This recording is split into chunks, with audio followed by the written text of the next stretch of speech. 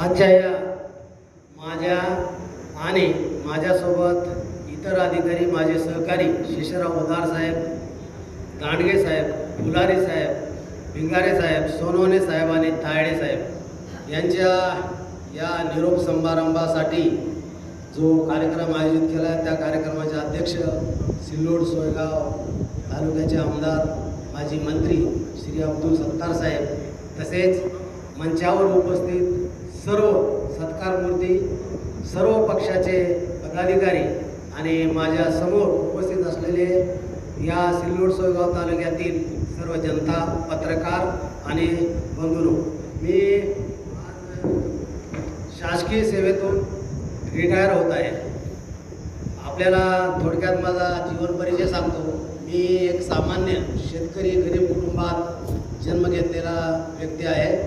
माझं शिक्षण MSc agriculture Marathwada कृषी विद्यापीठात झालेलं आहे. मी MSc आणि BSc या दोन्ही पदवीमध्ये विद्यापीठात प्रथम येऊन मला गोल्ड मेडल मिळालेलं आहे. मी उपजिल्हाधिकारी या सेवेत येण्या अगोदर मी दुसऱ्या 2-3 विभागामध्ये सेवा केलेली आहे. कृषी विभागात सेवा केली, विद्यापीठामध्ये संशोधन अधिकारी म्हणून सेवा केली. मी आपल्याला सांगू इच्छितो की 1986 मध्ये मी मिलिटरीमध्ये पण भरती झालो होतो, पण जॉईन झालो नाही. त्याच्यानंतर मी जेलरची परीक्षा पण पास झालो होतो, तिथं पण जॉईन झालो नाही.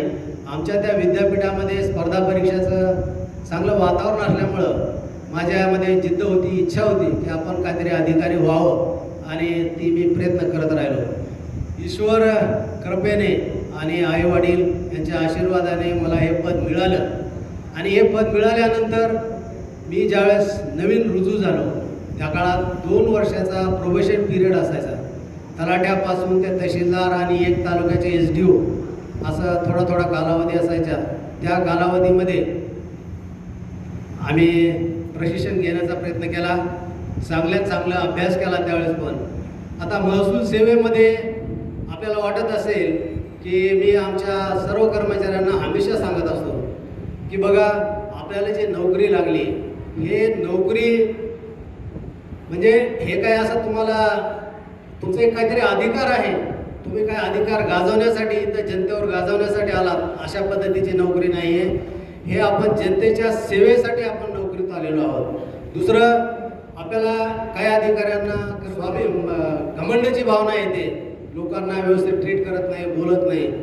तर मी हमेशा त्यांना सांगत असतो की बाबा, हे नोकरी तुम्हाला मिळालेली जी आहे ते नशिबान आहे, हे सगळ्यांना मिळत नाही.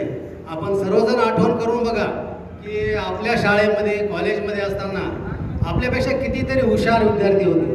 मी पण माझ्या शाळेमध्ये असताना काही 1 नंबरचा विद्यार्थी नव्हतो. काही 1 नंबरच्या विद्यार्थ्यांना आजही नोकरी लागलेली नाही. तर हे निश्चितच ईश्वर कृपा असते, कुणाचे आशीर्वाद असतात, त्याच्यापुढे ही नोकरी लागते. महसूल सेवेमध्ये काम करत असताना मी विविध ठिकाणी उपविभागाधिकारी, जिल्हा पुरवठा अधिकारी, निवासी उपजिल्हाधिकारी अशा वेगवेगळ्या पदावर मी काम केलं. नवीनच 2004 मध्ये 7/12 कॉम्प्युटरायझेशनचा विषय आपल्या महाराष्ट्र शासनाने हाती घेतला होता. मी आज सर्वांना आणि आमदार साहेबांना सांगू इच्छितो की महाराष्ट्रामध्ये सर्वात प्रथम तलाट्यांना लॅपटॉप आणि कॉम्प्युटराइज 7/12 करणारा मी परतूरला SDO असताना मी सर्वप्रथम हे केलेलं आहे. आणि या माझ्या कामाची दखल घेऊन त्यावेळेस विधानसभेत पण चर्चा झाली होती. मला अनेक वेळा मुख्य सचिव यांनी मंत्रालयात बोलवून हे तुम्ही कसं केलं याच्याबद्दल माहिती घेतली. दिल्लीहून आपल्या NICची टीम परतूर तालुक्यामध्ये आली आणि हे तुम्ही कसं केलं, तर ते माहिती घेऊन ते पुढं यांना शासन ह्याच्यामध्ये त्यांच्या कार्यक्रमामध्ये हे घ्यायचं होतं. दिल्लीत आलेली टीम, आम्ही त्यांना सगळं दाखवलं. त्यावेळेस असं शासनातर्फे कॉम्प्युटर किंवा लॅपटॉप मिळत नव्हतं, प्रिंटर मिळत नव्हते. मग आम्ही त्यावेळेस तिथले आमदार साहेब त्यांना विनंती केली की आमदार साहेब, आम्ही असा कार्यक्रम करतोय, आपण आपल्या निधीतून आम्हाला सर्व तलाट्यांना एक प्रिंटर घेण्यासाठी निधी द्यावा असं म्हणून विनंती केली. तत्कालीन आमदार साहेबांनी ते मान्य केली आणि आम्हाला ते प्रिंटर पण दिलं. आणि अशा पद्धतीनं आम्ही प्रत्येक तालुक्यामध्ये पहिल्या वेळेस सज्जाच्या ठिकाणी प्रिंटर आणि लॅपटॉप दिलं होतं. याची दखल टाइम्स ऑफ इंडिया या वर्तमानपत्रानं फ्रंट पेजवर आणि आणि त्यावेळेस त्यांनी शब्द वापरला होता लिहित असताना की मोबाईल तलाठी. मोबाईल तलाठी ही संकल्पना त्यावेळेसपासून आम्ही राबवलेली आहे. दिल्लीचे लोक पण आले होते. काम करत असताना शासकीय कर्मचाऱ्याचं किंवा माझं मी हमेशा एक धोरण ठेवलं की आपण शासकीय मालमत्तेचे, शासकीय धनसंपदेचे कस्टोडियन आहोत. आम्हाला जे सरकार पगार देत आहे हे पगार जनतेच्या टॅक्समधून सरकारच्या तिजोरीत आणि सरकारच्या तिजोरीतून आम्हाला हा पगार भेटत असतो. ह्याची कृतज्ञता हमेशा काम करत असताना मी बाळगलेली आहे. शासकीय संपत्तीचं नुकसान कधी होणार नाही किंवा अवाजवी खर्च कधी होणार नाही याची हमेशा आम्ही दक्षता घेतली. काम करत असताना जनता हे केंद्रबिंदू मानून मी हमेशा काम करण्याचा प्रयत्न केला. जनतेनं मला हमेशा असं एक आवड राहिली की एखादं गरीब माणसाचं किचकट काम असेल, अनेक कागद असतील, जुनं कधीतरी 50 वर्षाचा जमिनीचा वाद असेल आणि त्याला आपल्याला 2-2, 3-3 तास अभ्यास करून जर ते निष्कर्षापर्यंत यायला लागत असतील तर असे प्रकरणं सोडवण्यामध्ये मला पहिल्यापासूनच इंटरेस्ट होता. आणि मी अशा पीडित एकदम ज्याचं कुठंच काम होत नाही, कोणी पत्र वाचत नाही, त्याचे कागद वाचत नाही, अशा प्रकरणामध्ये मी हमेशा रस घेतला. त्याला 2-2, 3-3 तास दिले. काही बऱ्याच लोकांना त्याच्यामध्ये रिलीफ झाला. आणखी काम करत असताना शेतकऱ्याच्या आर्थिक परिस्थितीमध्ये कसा बदल घडवता येईल याच्यासाठी पण तत्कालीन जिल्हाधिकारी साहेब वेगवेगळे स्कीम राबवत होते. त्याच्यामध्ये आम्ही हमेशा शेतकऱ्यांना शेतीविषयक मार्गदर्शन, त्यांचं उत्पन्न कसे वाढेल याच्या संदर्भात प्रयत्न केलेला आहे. जे काही शासकीय योजना असतील, संजय गांधी योजना असेल, जे गरीब लोकांसाठी आहे, अशासाठी आपले आमदार साहेब पण हमेशा तत्पर असतात. त्यांनी कधीही अर्ज असे पेंडिंग ठेवू दिले नाही. दर 15 दिवसाला, महिन्याला बैठक लावतात आणि जे शासकीय लाभार्थी पात्र आहेत त्यांच्यासाठी त्यांनी हमेशा प्रयत्न केले. आम्ही पण त्यांना वेळोवेळी सहकार्य केलेलं आहे. दुसरं, काम करत असताना नैसर्गिक आपत्तीमध्ये किंवा एखाद्या घटनेमध्ये, लॉ अँड ऑर्डरमध्ये एक क्विक रिस्पॉन्स नावाची चीज असते. आम्ही झालं, उदार साहेब झालं, आम्ही हमेशा क्विक रिस्पॉन्सवर राहिलो आणि त्यामुळं या 3 वर्षामध्ये सिल्लोड तालुक्यामध्ये कधीही आम्ही शांतता, लॉ अँड ऑर्डर असा प्रश्न उपस्थित होऊ दिला नाही. दुसरं, एखादा कठीण प्रसंग असतो, काही लोकांना, काही अधिकारी कर्मचारी काही व्हिजिटरना भेटायला घाबरतात, काही वाद असतं, पण मी हमेशा एक कठीण प्रसंग जरी असाल, कुणाला जरी भेटायचं असेल, कसली जरी परिस्थिती निर्माण झाली असेल तर मी पळून न जाता हमेशा त्याला फेस करण्याचा प्रयत्न केला. समोरच्याला उत्तर देण्याचा मी हमेशा प्रयत्न केलेला आहे. जे काम मी काम करत असताना नियमाचं कठोर पालन केलेलं आहे. हमेशा मला एकही दिवस या 92 मी 1992 पासून नोकरी करतो. 92 पासून नोकरी करत असताना मला एकही दिवस घरी गेल्यानंतर असं वाटलं नाही की आपल्यावर काही संकट येऊ शकतं किंवा आपण कुठं काही एखाद्या चुकीत सापडू शकतो. असं मला हे हमेशा ह्याच्यामुळं जाणवायचं की मी नियमाचं एकदम कठोर पालन पूर्ण नोकरीमध्ये करण्याचा प्रयत्न केलेला आहे.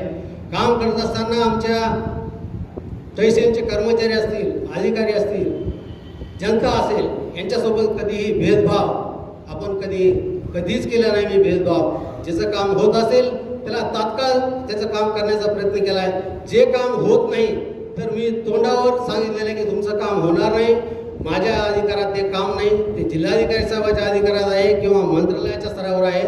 आपण तिथं हे करावं, इथं एनर्जी वेस्ट करू नये, बार येऊ नये, असं मी हमेशा हे ठेवण्याचा प्रयत्न केला. कर्मचाऱ्यांचे वैयक्तिक लाभ असतील हे कधीही मी अडवण्याचा प्रयत्न केला नाही, काढवण्याचा प्रयत्न केला नाही. वरिष्ठांना कधीही आपण चुकीची माहिती देऊन आपण त्याच्यामध्ये वेळकाळूपणा केला नाही. एखादं काम करत असताना चूक झाली तर चुकलं म्हणून दुरुस्त करण्याचा प्रयत्न केला. इथले जनता हमेशा सिल्लोडमध्ये अधिकारी येण्यासाठी आता उदार साहेब म्हणले की लोक घाबरतात, आम्हाला सुद्धा म्हणतात लोक,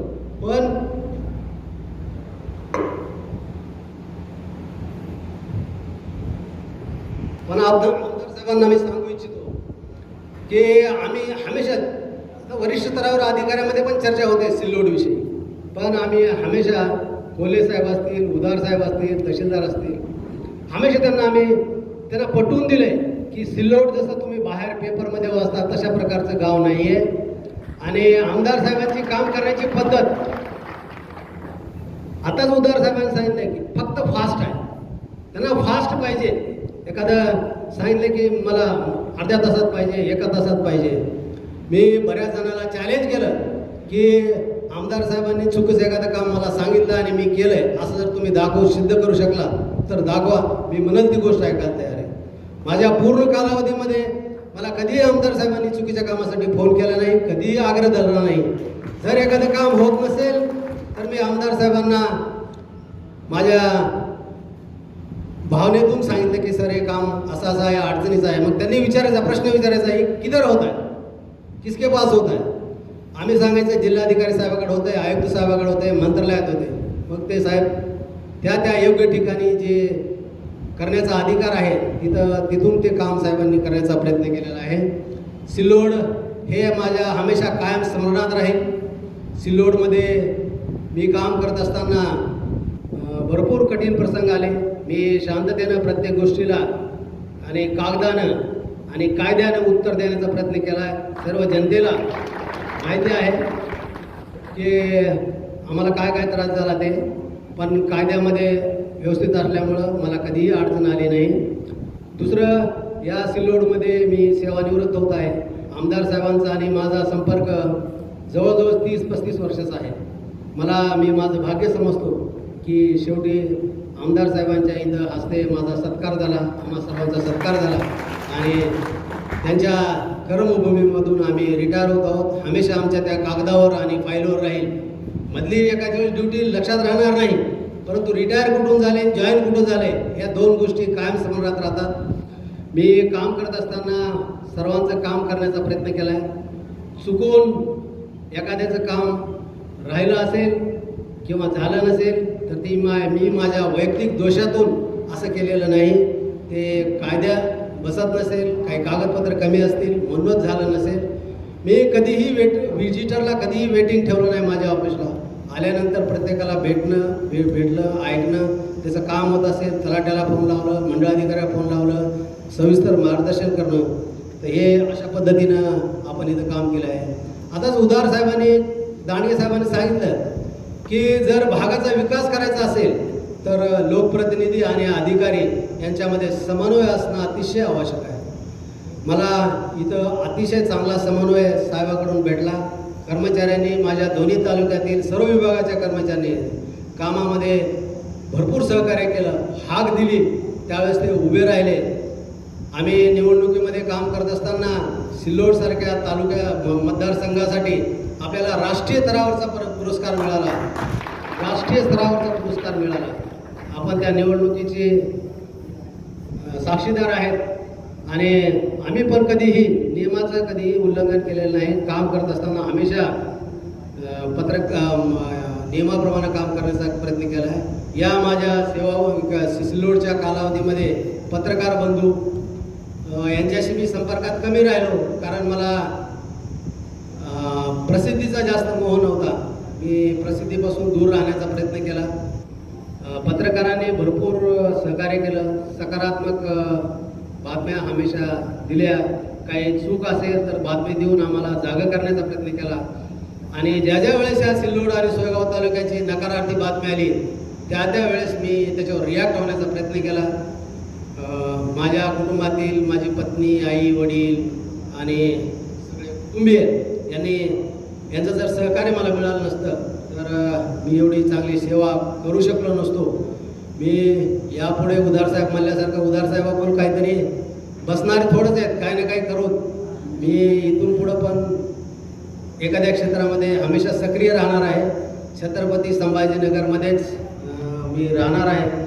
आपण कधीही काही काम असलं तर फोन करू शकता, मार्गदर्शन देऊ शकता. आमदार साहेबांच्या तर हमेशा रोजच्या संपर्कात असेल मी इथून पुढं. आमदार साहेबांनी एवढा मोठा सत्कार आमचा घडवून आणला, आम्हाला एवढा मान सन्मान दिला. हे उदार साहेब म्हणल्यासारखं महाराष्ट्रात पहिलं उदाहरण असेल की एक लोकप्रतिनिधी सेवानिवृत्त कर्मचाऱ्याचा सत्कार करतात. आम्हाला पण आनंद वाटला. आमचे लोक तर हमेशाच करतात, आमचं हे असतंय, पण तुम्ही लोकांनी सत्कार केला, साहेबांनी आम्हाला मान दिला, याबद्दल मी साहेबांचे आणि या कार्यक्रम आयोजकाचे आभार मानतो आणि मी माझे 2 शब्द संपवतो. धन्यवाद. थँक्यू.